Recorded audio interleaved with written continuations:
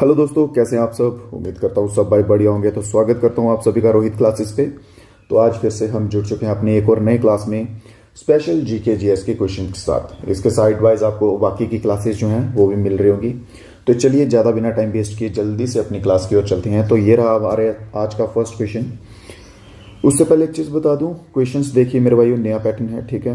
English में भी रहेंगे और हिंदी में भी रहेंगे। कुछ भाइयों का था कि सर हिंदी में चाहिए, हिंदी में पहले नहीं हो रहे थे, ठीक है।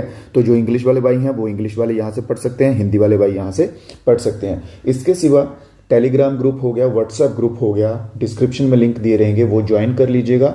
वहाँ पे आपको जो है अपडेट्स जो हैं वो टाइम टू टाइम मिलते रहेंगे और सब्सक्राइब भी चैनल को कर दीजिएगा। तो पहला क्वेश्चन कहता है कि इनमें से पहला नोबेल प्राइज फिजिक्स में जो है वो किसे मिला है, ठीक है। फिजिक्स में नोबेल प्राइज पहला जो है वो किसे मिला। यहाँ पे इंडिया की बात नहीं की गई है, वर्ल्ड वाइड बात की गई है, ठीक है। अगर इंडिया की बात की गई होती तो बात कुछ और होती। तो वर्ल्ड वाइड देखा जाए तो विलियम कोनार्ड रॉन्गटन जो हैं इनको जो है वो मिला है फर्स्ट प्राइज, ठीक है, नोबेल प्राइज इन फिजिक्स। और किस फील्ड में मिला, इन्होंने क्या किया था, एक्सरे डिस्कवर किया था, एक्स रेडिएशन डिस्कवर किए थे इन्होंने, ठीक है। और अगर बात कर ली जाए इंडियन की कि फर्स्ट इंडियन जो है वो कौन है जिसको फिजिक्स में मिला है, मैं बात कर रहा हूँ फिजिक्स की, तो हमारे सीबी रमन जो हैं इनको फिजिक्स में फर्स्ट प्राइज मिला है।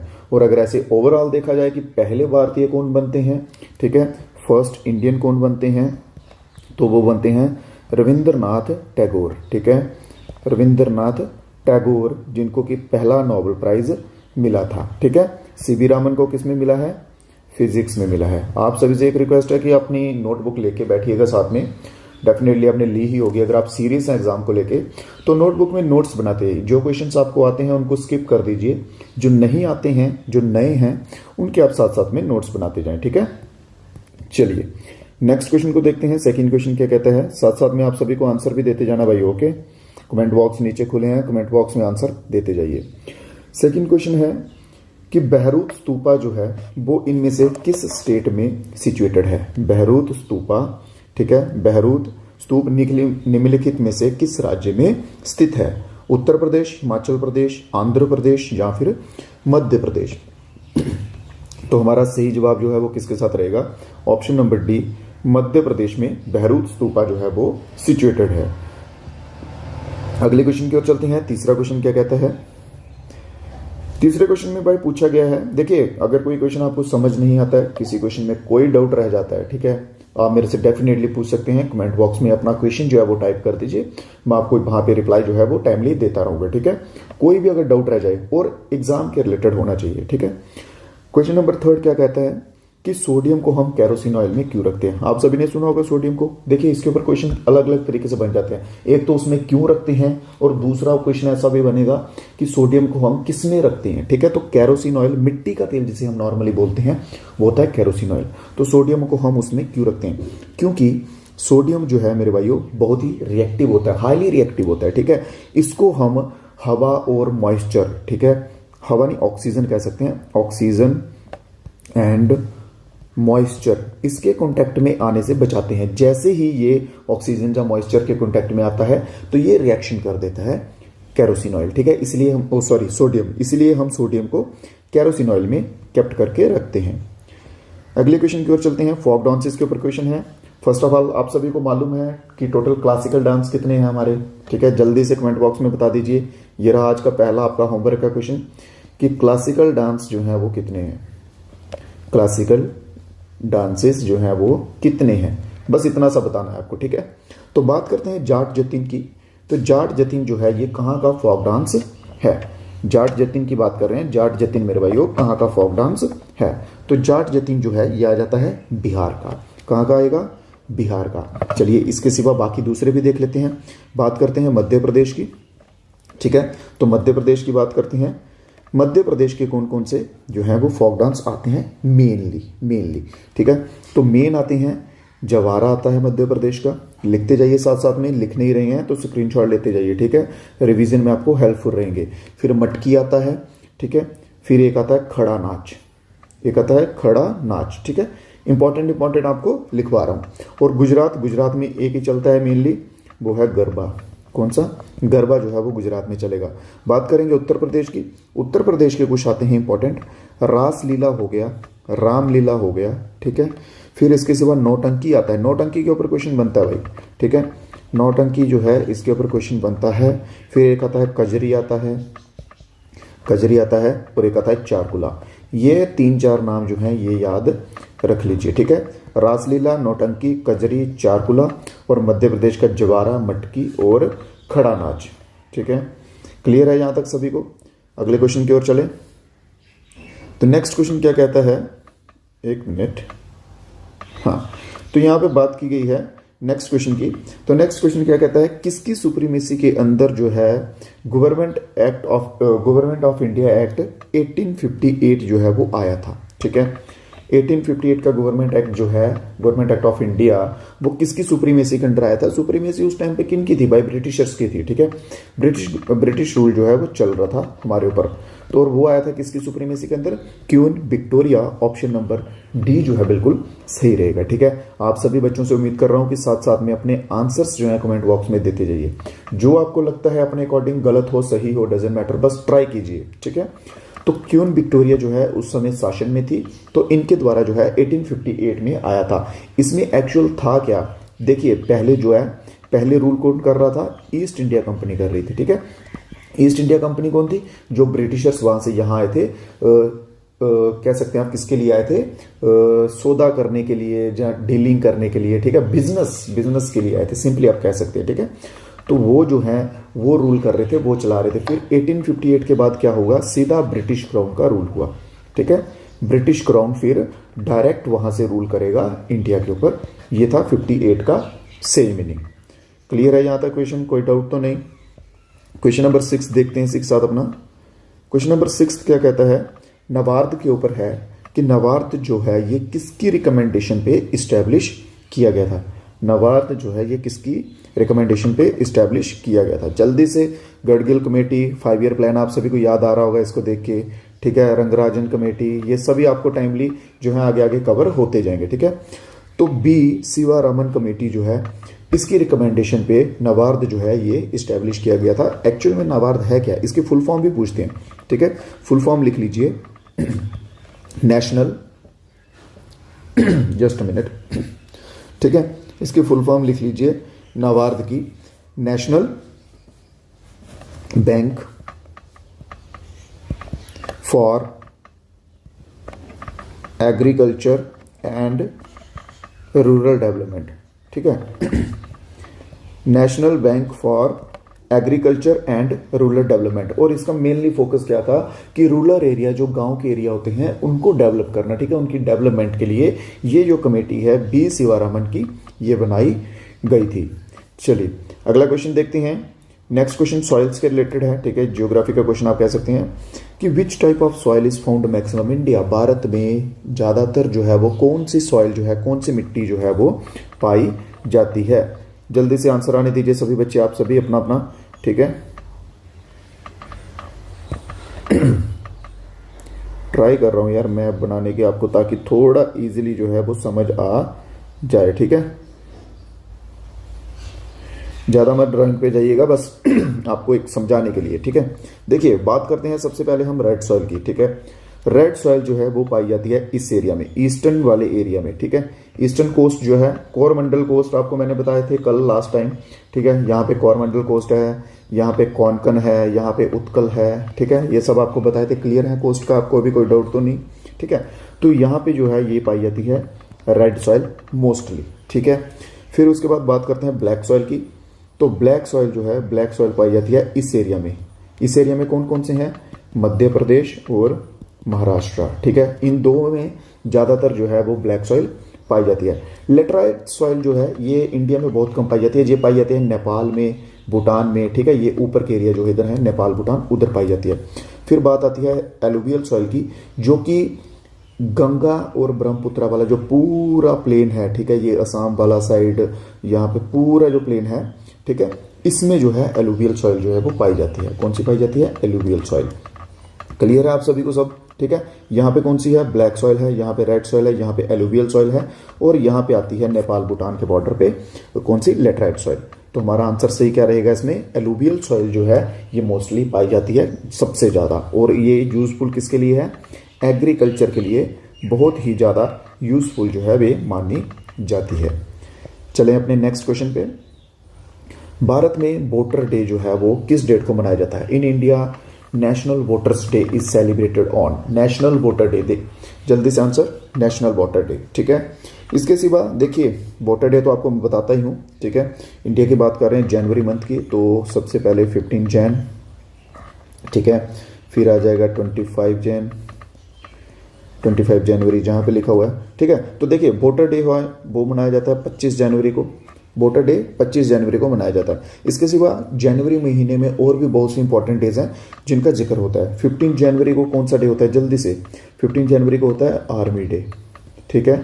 आर्मी डे जो है वो 15 जनवरी को मनाया जाता है। होमवर्क का क्वेश्चन आपको दे रहा हूँ भाइयों, ठीक है। 2-3 होमवर्क के क्वेश्चन दूंगा और आप सभी को ईमानदारी से उनके आंसर्स देने हैं, ठीक है। एक पहले मैं आपको स्टार्टिंग में दे चुका हूँ और अब ये दूसरा है कि एयरफोर्स डे जो है वो कब मनाया जाता है, ठीक है। एयरफोर्स डे कब मनाया जाता है? इसके सिवा 24 जैन को मनाया जाता है नेशनल गर्ल चाइल्ड डे, ठीक है। नेशनल गर्ल चाइल्ड डे मनाया जाता है 24 को। और गर्ल चाइल्ड में एक तो नेशनल पूछते हैं और दूसरा पूछते हैं इंटरनेशनल भी पूछते हैं, ठीक है। तो इंटरनेशनल मनाया जाता है 11 अक्टूबर को। क्लियर है आप सभी को, ठीक है। 25 जनवरी को वोटर्स डे होता है, नेशनल वोटर डे। 15 जनवरी को आर्मी डे होता है और होमवर्क आपका एयरफोर्स डे बताना है और साथ में आपको कवर हुआ है गर्ल चाइल्ड का नेशनल डे। चलिए अगला क्वेश्चन देखते हैं, तब तक हम अपना 57th Jnanpith award, Jnanpith award जो है, ठीक है, 57th ज्ञानपीठ अवार्ड किसको दिया गया है? 57 नंबर का ज्ञानपीठ अवार्ड किसको दिया गया है? अमिताभ घोष, नीलमानी, या फिर दामोदर, या फिर अकीतम, ठीक है। तो ये दिया गया है दामोदर माउजो को, ठीक है, 57 नंबर का ज्ञानपीठ अवार्ड। क्लियर है जहाँ तक कोई डाउट? तो ये किस फील्ड में आता है? ये लिटरेरी की फील्ड में आता है, ठीक है। ये हाईएस्ट लिटरेरी अवार्ड है। चलिए साथ साथ में सभी दोस्त नोट्स बनाते जाइए, रिवीजन के टाइम पे बहुत हेल्पफुल रहेंगे। और पीडीएफ जो है क्लासेस जो हैं वो आपको कहाँ मिलती रहेंगी? आपको व्हाट्सएप के ग्रुप पे, टेलीग्राम के ग्रुप पे, वहाँ पे मिलती रहेंगी, ठीक है। जो भी अपडेट्स होंगे वो भी। इसी के साथ साथ बच्चों लाइक भी आपको करते जाना है, ठीक है, वीडियो को। अगर क्वेश्चन समझ आ रहे हैं तो ही कीजिए, अगर नहीं आ रहे हैं समझ तो मत कीजिए, कोई इशू नहीं है। अगर क्लास अच्छी लग रही है, क्वेश्चन समझ आ रहे हैं, लाइक कीजिए और हो सके तो चैनल को सब्सक्राइब भी कर लीजिए ताकि और भी क्लासेज जो आपको मिलती रहें। तो क्वेश्चन नंबर 10 क्या कहता है हमारा कि मैरीटाइम सर्वाइलेंस एयरक्राफ्ट जो है भारत ने दिया श्रीलंका को, ठीक है। भारत ने श्रीलंका को एक एयरक्राफ्ट दिया है और दिया है अगस्त के महीने में, ठीक है। 16 अगस्त को दिया, 16 अगस्त को दिया है। और हमें सिंपल सा बताना है कि भाई उसका नाम क्या है। तो उस एयरक्राफ्ट का नाम है डॉर्नियर 228, ठीक है, 228 डॉर्नियर 228 जो है, ठीक है। ये दिया है इंडिया ने श्रीलंका को, किसके लिए? ताकि पड़ोस में रिलेशन जो है वो अच्छे बने रहें, क्योंकि आप सभी को मालूम है चाइना जो है डोमिनेंस करता है, तो उस वजह से अपने पड़ोसियों के साथ रिलेशंस बनाने के लिए गिफ्ट विफ्ट देने पड़ते हैं। Next question, missile man of India, बहुत ही कॉमन सा क्वेश्चन है, ठीक है। आप सभी को उम्मीद करता हूं मालूम होना चाहिए, ठीक है, मालूम होना चाहिए। तो डॉक्टर एपीजे अब्दुल कलाम को मिसाइल मैन ऑफ इंडिया कहा जाता है। डॉक्टर अब्दुल कलाम जी की 2 बुक्स का नाम लिख लीजिए, ठीक है, जो कि मोस्ट इंपॉर्टेंट आती हैं। एक आती है wings of fire, wings of fire एक हो गई, और दूसरी जो है वो आती है इग्निटेड माइंड, इग्निटेड माइंड्स। ये 2 बुक्स हैं जो मोस्ट इंपॉर्टेंट हो जाएंगे आपके लिए एपीजे अब्दुल कलाम की द्वारा लिखी हुई, ठीक है। तो नेक्स्ट क्वेश्चन इसी के साथ देखते हैं। नेक्स्ट क्वेश्चन, क्वेश्चन नंबर 12 क्या कहता है? Centrifugation is a technique to separate. Centrifugation एक टेक्निक होती है जिससे कि हम क्या सेपरेट करते हैं, ठीक है। सेंट्रीफ्यूगेशन टेक्निक से क्या होता है? हम कोलाइड्स को जो है वो सेपरेट करते हैं बेस्ड ऑन उनका साइज, ठीक है, उनके साइज के बेस्ड पे, ठीक है, या फिर कह सकते हैं उनकी डेंसिटी के बेस्ड पे कोलाइड्स को जो है हम सेंट्रीफ्यूगेशन की मदद से अलग करते हैं, ठीक है। कुछ बच्चे सैचुरेटेड सॉल्यूशन पे जाएंगे, बट नहीं, सैचुरेटेड सॉल्यूशन जो है इससे अलग नहीं होता है। क्लियर है?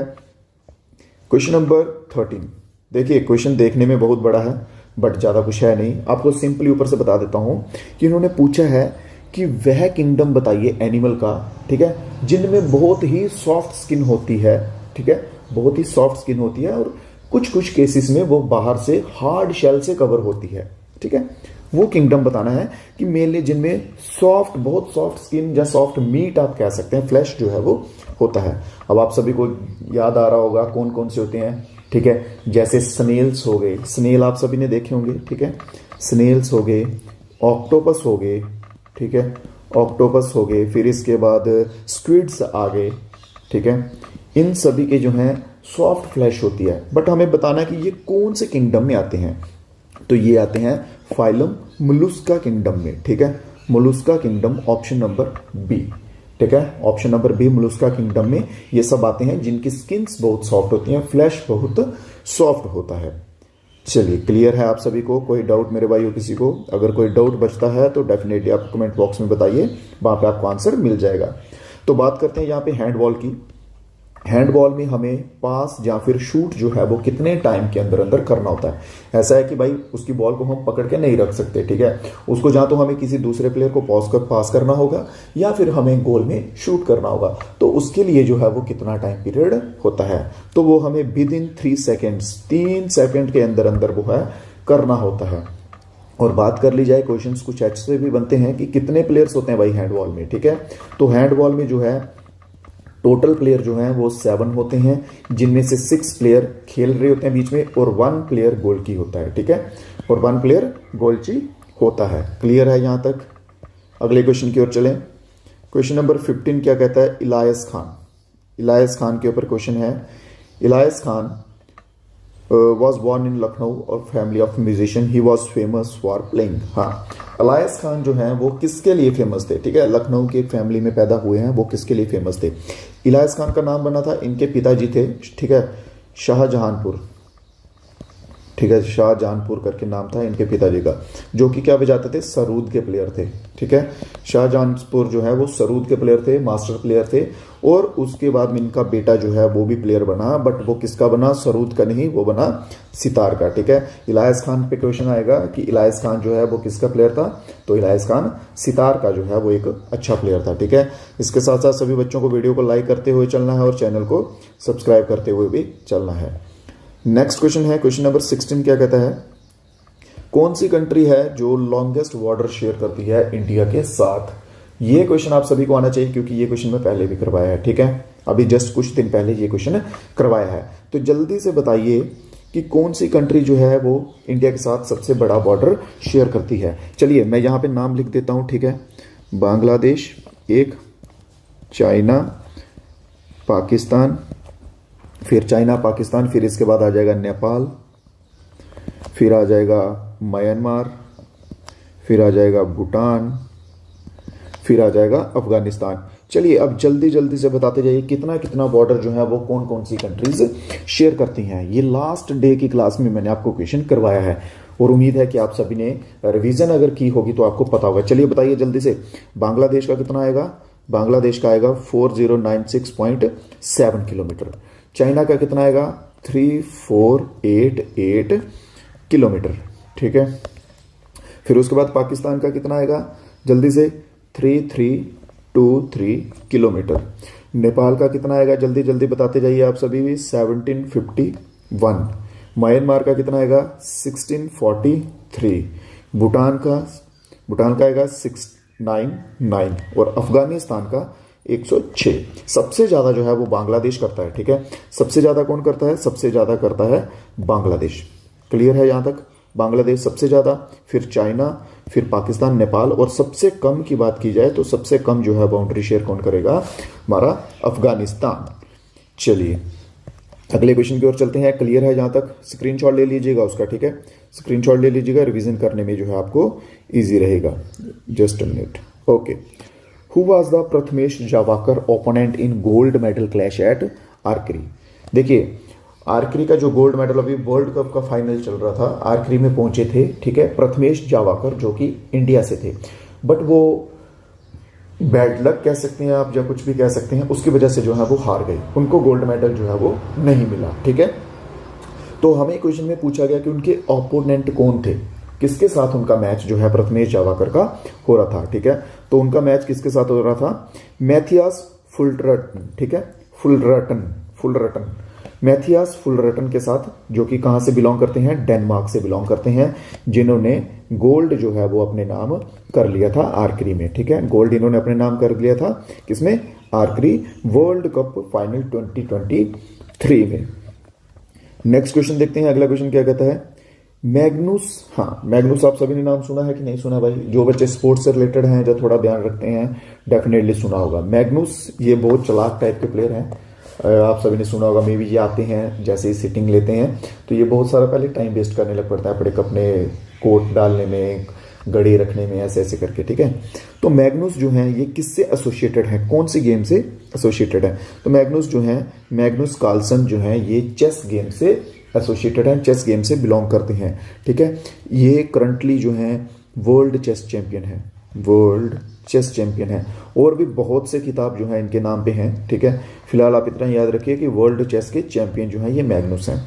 इसके सिवा हमारा एक इंडिया का एक बच्चा है, ठीक है, इंडिया का एक आता है, उसका नाम है रामेश बाबू, रामेश बाबू प्रज्ञानंदा। ठीक है, रामेश बाबू प्रज्ञानंदा नाम जो है याद रखिए। ठीक है, आपने बहुत बार सोशल मीडिया पे स्क्रॉल करते हुए देखा होगा, एक बच्चा है उसकी अपनी माता जी के साथ उनकी फोटो दिखती है बहुत बार। ठीक है, ये वही बच्चे हैं रामेश बाबू। और इसके सिवा भारत के विश्वनाथन आनंद, ठीक है, चेस के मास्टर रह चुके हैं ये भी। ठीक है, 2008 में इनको अवार्ड से सम्मानित किया गया था, second highest civilian award Padma Vibhushan. इसके ऊपर क्वेश्चन बनता है भाई। ठीक है, विश्वनाथन जी के ऊपर क्वेश्चन बनता है कि बताइए विश्वनाथन को कौन सा अवार्ड जो है वो मिला था। ठीक है, तो कौन सा मिला था, पद्म विभूषण मिला था। कब मिला था, 2008 में मिला था।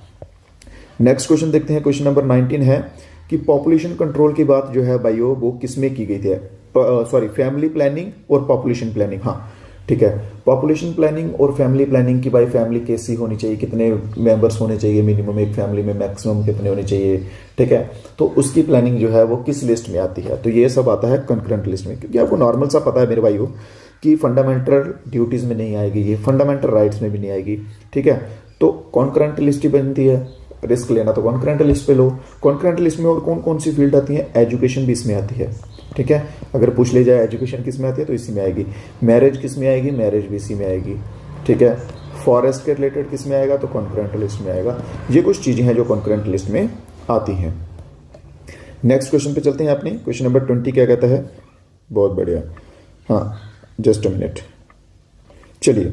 तो क्वेश्चन नंबर 20 में कहता है कि equal opportunity in matter of public employment. ठीक है, पब्लिक एम्प्लॉयमेंट के मामले में सभी को एक समान जो है वो अधिकार मिलना चाहिए, वो कौन सा आर्टिकल कहता है। जैसे कि आप मान लीजिए, सुनिए मेरी बात, अभी आपने कोई भी फॉर्म लगाया है, कोई भी जॉब का, मान लीजिए आपने लगाया है एसएससी जीडी का लगाया है, आर्मी का लगाया है, पुलिस का लगाया है, वहां पे सभी बच्चे जो हैं वो फॉर्म अप्लाई कर सकते हैं। वहां पे ऐसा नहीं है कि ये बच्चा जो है बैकवर्ड एरिया से ये नहीं करेगा, या ये बच्चा जो है ये उच्च श्रेणी का है यही कर सकता है, ऐसा कुछ नहीं है। सभी के लिए पब्लिक में इक्वल अपॉर्चुनिटी है, वो आता है आर्टिकल नंबर 16 के अंडर। ठीक है, कौन से अंदर, आर्टिकल नंबर 16 के अंडर जो है वो आएगा। इसके सिवा आर्टिकल नंबर 22 जो है, 22 आर्टिकल क्या कहता है, ये देता है हमें protection against arrest and detention. ठीक है, कि अगर आपके के ऊपर कोई केस कर देता तो उसमें बोलता है ना कि क्या करवाते हैं उसको हम,